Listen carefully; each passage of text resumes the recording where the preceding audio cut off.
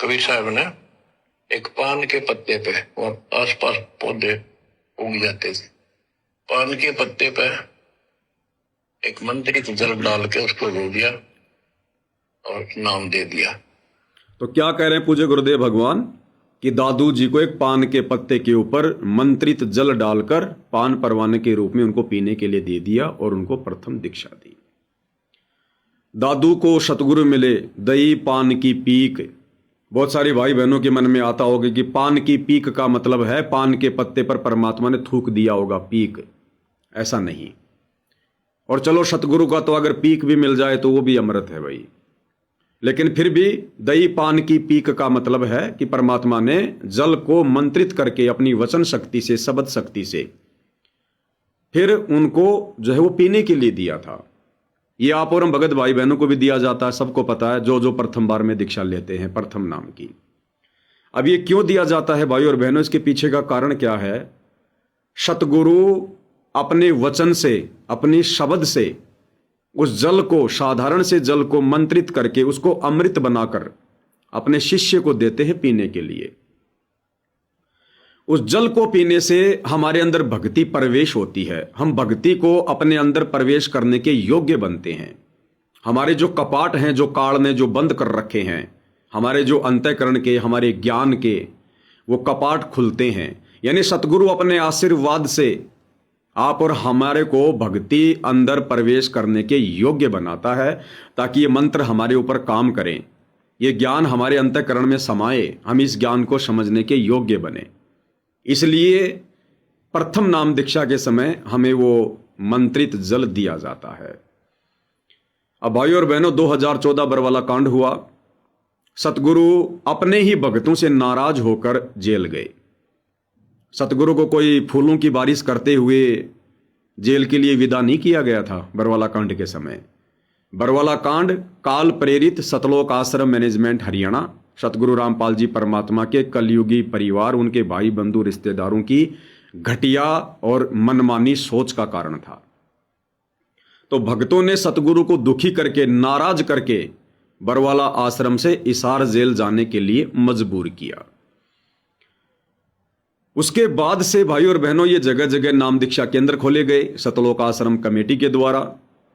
सतगुरु रामपाल जी ने अभी तक सार्वजनिक तौर पर किसी को भी नाम दीक्षा देने का या दिलवाने का खुद के मुंह से या डीवीडी से आज तक कोई आदेश नहीं दिया है। इसलिए 2014 बरवाला कांड के बाद से जो जो दीक्षा दी गई है वो भाई और बहनों संपूर्ण दीक्षा नहीं है। ठीक है, आपने मंत्र ले लिए, आपने ज्ञान सुना, ज्ञान आपको अच्छा लगा, आपको नहीं पता चला कि भाई क्या कारण था बरवाला कांड का, आपने वो नाम दीक्षा ले ली, नाम का जाप आप कर रहे हैं, भक्ति आपने शुरू कर दी, आपको ज्ञान भी समझ में आ रहा, आपको भक्ति भी अच्छी लग रही है, बहुत अच्छी बात है। लेकिन जब तक सतगुरु हिसार जेल से आकर वापस हमें दोबारा से प्रथम मंत्र देकर उस भक्ति को सुचारू नहीं करेंगे और जब तक वो मंत्रित जल नहीं देंगे, तब तक भाई और बहनों वो भक्ति कमाई हमारे मोक्ष वाले अकाउंट में काउंट नहीं होगी। भक्ति आप करते रहिए, अगर आपको दीक्षा मिल गई है तो आपका भक्ति धन जुड़ता रहेगा, कहीं नहीं जाएगा। लेकिन आपके मोक्ष वाले अकाउंट में वो सतनाम की कमाई, वो प्रथम नाम की कमाई उसी समय ऐड होगी जब सतगुरु जेल से आकर प्रसन्न होकर आपको विधि विधान से फिर से दीक्षा देंगे। अब हमें क्या पता भाई, हमारे गुरुदेव भगवान तो नाराज होकर बरवाला कांड से जेल चले गए। अब भैया उसके बाद 2015 से ये नाम दीक्षा केंद्र खोलने शुरू कर दिए गए। अब हमें क्या पता कि हमें प्रथम नाम दीक्षा के समय जो जल दिया जा रहा है वो मंत्रित है। हमें क्या पता कि वो सतगुरु रामपाल जी ने मंत्रित करके दिया है। हमें क्या पता वो साधारण जल है या मंत्रित किया हुआ जल है। मंत्रित किए हुए जल का कोई अलग से तो कोई टेस्ट आएगा नहीं। हमें क्या पता? जो भगत हमें दीक्षा दिलवा रहे हैं वो सारे के सारे वही तो हैं जिन लोगों ने बरवाला कांड के समय गुरु को दुखी किया, गुरु को नाराज किया। तो भला गुरु की उनके ऊपर कैसे रजा हो सकती है? जब उन भक्तों के ऊपर गुरु की रजा नहीं है तो उनके द्वारा जो नाम दीक्षा दिलवाई जा रही है, फिर नाम दीक्षा लेने वाले के ऊपर गुरु की संपूर्ण रजा कैसे हो सकती है? भाई बहनों को ऑनलाइन दीक्षा दी जा रही है जो देश विदेश में बैठे हैं, और उनको क्या कहा जाता है कि आप अपने घर के मटके से एक गिलास पानी का भर लीजिए, उसमें मिश्री डाल लीजिए, शक्कर डाल लीजिए और नाम दीक्षा के बाद आप उसको पी लेना। अरे तो फिर तो ऐसे रोज अपने घर पे गिलास निकालो, मिश्री डालो, मंत्रित हो जाएगा, वो तो अमृत बन जाएगा। फिर इस प्रकार से अमृत नहीं बनता भाई और बहनों। उस साधारण से जल को सतगुरु मंत्रित करके फिर उसको अमृत बनाता है। ये कोई विधि थोड़ी है। ऑनलाइन नाम दीक्षा लेनी है, सामने मोबाइल रख लिया, गुरुजी का ऑडियो चला दिया, वीडियो चला दिया और बाद में कह दिया कि मटके से एक गिलास पानी का भर लो, उसमें मीठा डाल लो, शक्कर डाल लो, वो अमृत बन गया। डाल दो फिर किसी गांव की टंकी के अंदर, वो मिश्री बन जाएगा अमृत। फिर भक्ति की क्या जरूरत है, सारे अमृत पियो, फिर अमृत छको। तो भाई और बहनों, वर्तमान में विधि सत्य नहीं है, जिस कारण से भक्तों को सद्बुद्धि नहीं आ रही है।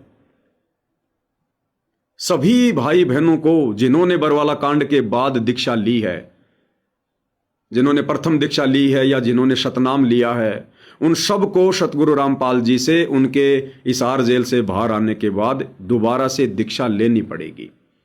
जिन जिन लोगों ने सतलोक आश्रमों से सार नाम ले लिया है, सार शब्द ले लिया है, उन्होंने तो अपना बहुत ज्यादा नुकसान कर लिया है, बहुत ज्यादा नुकसान कर लिया है।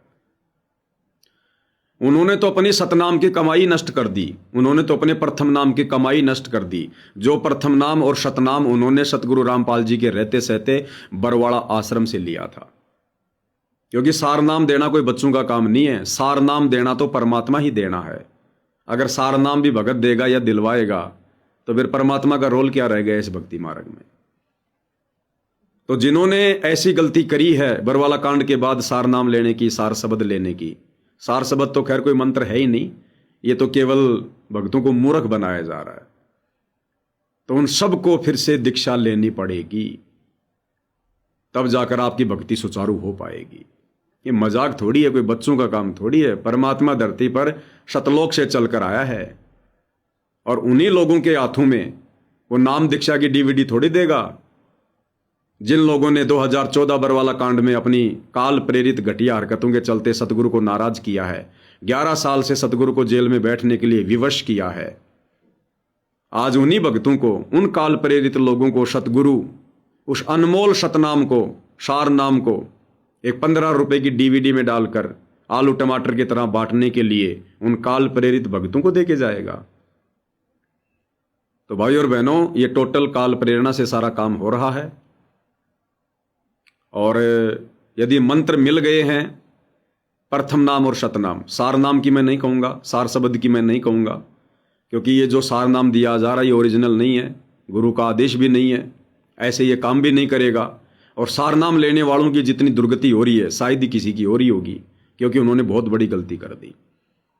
सार नाम लेने के बाद में हमारे अंतःकरण में भक्ति रूपी बच्चा बनना शुरू हो जाता है। भक्ति रूपी बच्चा, जैसे किसी भी मादा पशु को जब गर्भाधारण होता है उसके बाद उसके पेट में बच्चा बनना शुरू हो जाता है, तो सार नाम के बाद में भक्ति रूपी बच्चा बनना पैदा हो जाता है। अब बच्चा आपने किससे डलवाया? अगर कोई स्त्री अपने पति के अलावा किसी और से अपने पेट में बच्चा डलवाएगी उसको क्या कहते हैं? वेश्या, व्यभिचारिणी। तो ये सार नाम रूपी, सार शब्द रूपी बच्चा आप लोगों ने किससे डलवाया है? अपने भगत भाइयों से। आपने डीवीडी वाली दीक्षा किससे ली है? अपने भगत भाइयों से। आप अभी व्यभिचारिणी भक्ति कर रहे हैं। मन में शंका उठेगी, भाई ये डीवीडी से नाम दीक्षा तो संत रामपाल जी के रहते सतलोक आश्रम बरवाड़ा में भी दी जाती थी, लेकिन वहां भी मनमानी थी। सतगुरु जबरदस्ती नहीं करेगा, काल के साथ एग्रीमेंट है।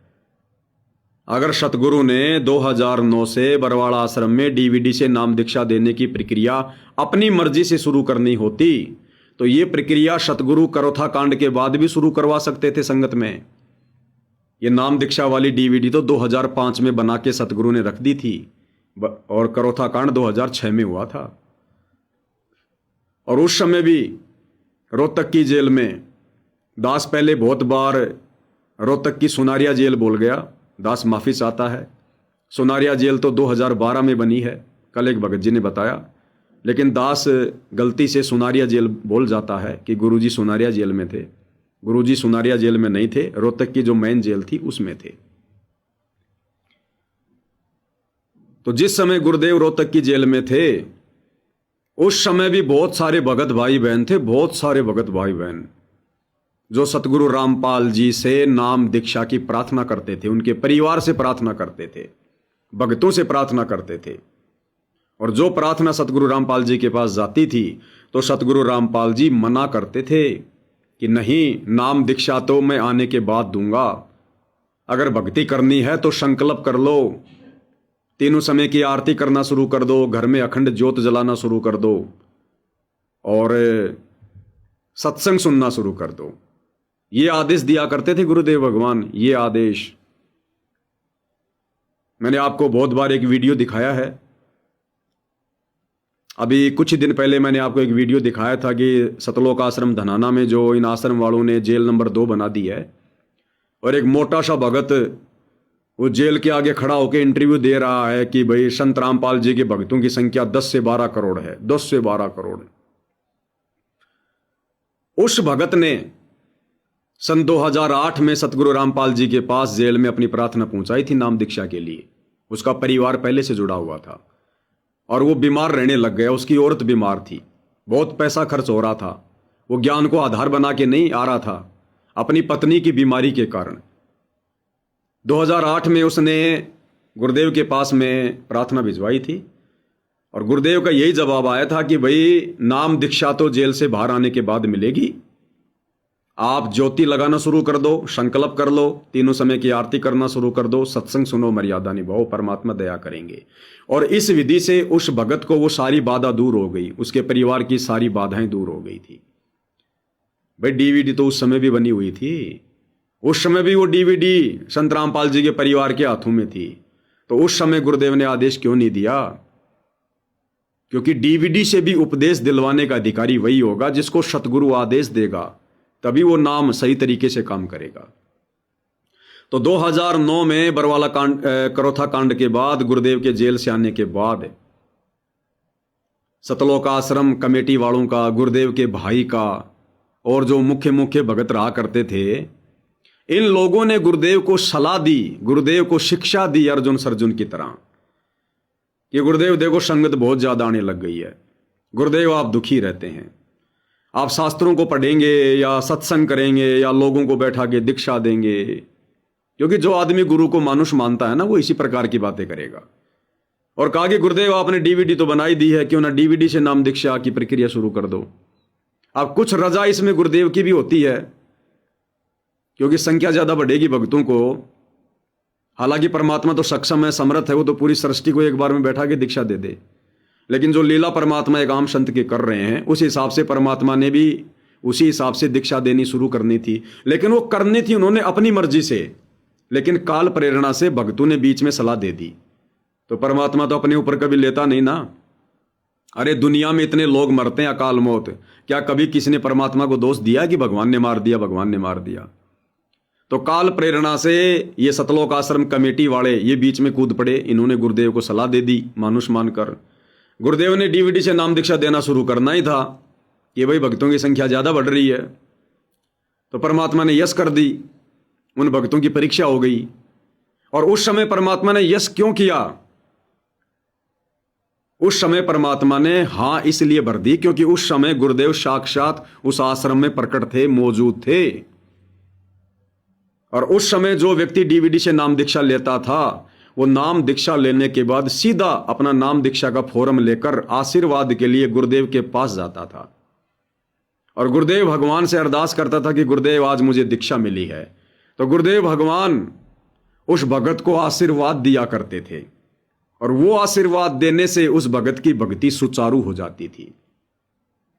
और उस समय गुरुदेव खुद साक्षात आश्रम में प्रकट थे, इसलिए हम कह सकते हैं कि उस समय जो मंत्रित जल दिया जाता था वो असली था। परंतु आज भक्तों को नाम दीक्षा लेने के बाद ना तो गुरुदेव का आशीर्वाद मिल रहा है, ना ये कन्फर्म है कि जो जल भक्तों को पिलाया जा रहा है, जो अमृत जल पिलाया जा रहा है, वो मंत्रित है या नहीं है। और मंत्रित भी है तो किन लोगों के द्वारा पिलाया जा रहा है? जो लोग मर्यादा में नहीं है, जो लोग राजनीति कर रहे हैं, सारी मर्यादा तोड़कर बैठे हैं। तो भाई और बहनों, ऐसे ये दीक्षा कैसे काम करेगी? ये पाक और पवित्र मार्ग है, इसमें सतगुरु जिसको उत्तराधिकारी नियुक्त करता है, जिसको जिम्मेदारी देता है, वो भी उतना ही पाक और पवित्र होना चाहिए, गुरु के प्रति उतना ही समर्पित होना चाहिए, तब जाकर ये दीक्षा काम करती है। तो वर्तमान में सारा का सारा ये धार्मिक धंधा चल रहा है। तो आदरणीय दादू जी को परमात्मा जी ने पान के पत्ते के ऊपर जल मंत्रित करके पिलाया स्वयं, और फिर उन्होंने दादू जी को दीक्षा दी। के पत्ते पे और आसपास फिर परमात्मा कबीर साहब ने एक पान के पत्ते पे और आसपास पौधे उग जाते थे। पान के पत्ते पे एक मंत्रित जल डाल के उसको रो दिया और नाम दे दिया।